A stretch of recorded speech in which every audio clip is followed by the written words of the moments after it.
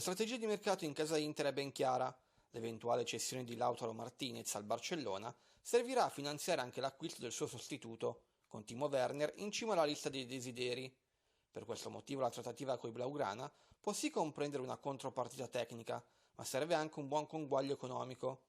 La contropartita può essere Cancelo, che il Barcellona preleverebbe dal Manchester City in cambio di Semedo per poi girarlo all'Inter. Resta da definire la parte cash.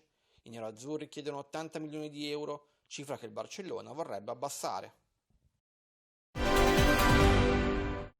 Il passaggio di Pogba alla Juventus rischia di saltare. Quello che era partito come un grande sogno ora si sta scontrando con la realtà di condizioni troppo onerose in un contesto che richiede qualche sacrificio. Il grosso problema della trattativa è l'ingaggio del centrocampista del Manchester United. Per contenere le perdite economiche dovute al coronavirus, infatti, la società bianconera ha stabilito un tetto ingaggi di massimo 9 milioni lordi a stagione, decisamente inferiore rispetto alla richiesta di Pogba a Raiola di 20 milioni, che indipendentemente dall'importanza del giocatore, nell'era post-Covid risulta insostenibile per chiunque. In più c'è il problema del Manchester United, che ha valutato Pogba a 100 milioni, un prezzo già sceso rispetto al passato, ma comunque fuori dal budget dei torinesi.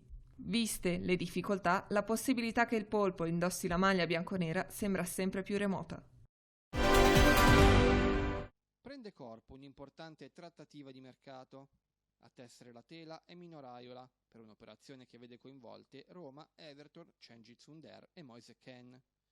L'obiettivo del procuratore è quello di rilanciare un attaccante che rischia di perdersi in Inghilterra e nello stesso tempo accontentare la Roma, che vuole guadagnare almeno 30 milioni, compresa la quota del 20% da girare all'Istanbul Basaksehir, per la cessione di Under. Nemmeno Ancelotti sulla panchina dell'Everton ha aiutato Kean a rimettersi in riga. Ora l'attaccante desidera tornare in Italia e la Roma, dove troverebbe l'amico Zaniolo, potrebbe essere la giusta soluzione. La trattativa prevede dunque l'acquisto di Under da parte dell'Everton per 30 milioni e il prestito di Kean alla Roma con obbligo di riscatto a una cifra intorno ai 22 milioni di euro. L'infortunio di Zlatan Ibrahimovic ha spaventato e non poco i tifosi del Milan. Dopo che gli esami strumentali hanno escluso lesioni al tendine d'Achille, il centroavanti ha preso l'aereo per la sua Svezia, dove soggiornerà con la propria famiglia fino al prossimo esame. Dal 3 giugno avrà la possibilità di rientrare in Italia senza dover passare un'ulteriore quarantena.